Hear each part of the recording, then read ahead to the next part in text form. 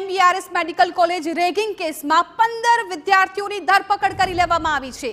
Ragging કરનાર તમામ વિદ્યાર્થીની ધરપકડ કરાઈ છે। FIR બાદ પાટણ પોલીસની આ મોટી કાર્યવાહી કે જ્યાં સિનિયર વિદ્યાર્થીઓએ જુનિયર વિદ્યાર્થીઓનું રેગિંગ કર્યું હતું, એક વિદ્યાર્થીનું રેગિંગ દરમિયાન મોત નીપજ્યું હતું। અત્યારે એક મોટી અપડેટ મળી રહી છે આ કેસને લઈને કે જેમાં 15 વિદ્યાર્થીઓની ધરપકડ કરી લેવામાં આવી છે।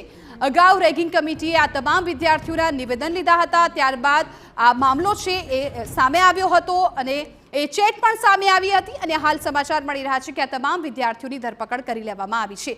સંવાદદાતા સુનિલ પટેલ આ મામલે વધુ જાણકારી આપવા માટે ફોન લાઈન પર જોડાઈ ગયા છે। સુનિલ, સૌથી મોટી કાર્યવાહી કે આ 15 વિદ્યાર્થીઓની હાલ ધરપકડ કરી લેવામાં આવી છે। જીવાની ચોક્કસ કહી શકાય તો જે રીતે સમગ્ર 48 કલાકથી જે મામલો હતો, રેગિંગનો મામલો હતો, તે રેગિંગમાં હવે સૌથી મોટી કાર્યવાહી કરવામાં આવી છે।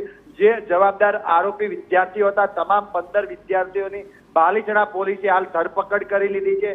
તમામ જે વિદ્યાર્થીઓ જવાબદાર હતા તેમની ધરપકડ બાદ પોલીસે રિમાન્ડની પણ આવતીકાલે કોર્ટમાં તજવીજ હાથ ધરવામાં આવી છે। ખાસ કરીને જીવાની જો વાત કરવામાં આવે તો ચોક્કસ કહી શકાય તો ગઈકાલે કે રવિવારે સવારે જે રીતે સિનિયર વિદ્યાર્થીઓ દ્વારા જુનિયર વિદ્યાર્થીઓ પ્રથમ વર્ષના MBBSમાં ભણતા વિદ્યાર્થીઓના રેગિંગ કરવાનો જે સામે આવ્યો હતો અને આ દરમિયાન એક વિદ્યાર્થીઓનું મોત પણ નીપજ્યું હતું।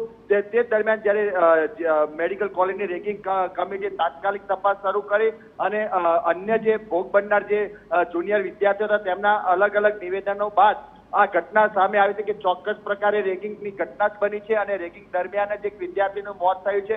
અન્ય પણ જે 11 વિદ્યાર્થીઓ રેગિંગના ભોગ બન્યા હતા તેમના પણ નિવેદનો લેવાય અને આ તમામ નિવેદનો આધારે જે આકસ્મિક મોતનો જે ગુનો દાખલ થયો હતો તેમાં કહી શકાય તો રેગિંગની જે કલમ છે 173 BNSS ની તે ઉમેરો કરી અને તમામ આ જવાબદાર જે 15 સિનિયર વિદ્યાર્થીઓ છે બીજા વર્ષના તેમની સામે કડક કાર્યવાહી શરૂ કરી છે। હાલમાં તમામ 15 વિદ્યાર્થીઓને બાલીચણા પોલીસે ટીમે ધરપકડ કરી લીધી છે। હજુ પણ આગળની કાર્યવાહી આવતીકાલે કોર્ટમાં હાથ ધરાશે અને આ તમામ જે 15 વિદ્યાર્થી ઝડપાયા છે તેમની કોર્ટ દ્વારા રિમાન્ડની માંગ કરી અને સમગ્ર આગળ અન્ય કેટલા વિદ્યાર્થીઓ ભોગ બન્યા છે તેની પણ તપાસ હાથ ધરાશે। શિવાની, બિલકુલ સુનિલ, આભાર સમગ્ર માહિતી બદલ। તો અત્યારે જે રીતે આ મોટી અપડેટ આ કેસને લઈને મળી રહી છે કે જેમાં 15 વિદ્યાર્થીઓ વિરુદ્ધ અગાઉ FIR નોંધવામાં આવી હતી અને આ તમામ 15 વિદ્યાર્થીઓની ધરપકડ કરી લેવામાં આવી છે।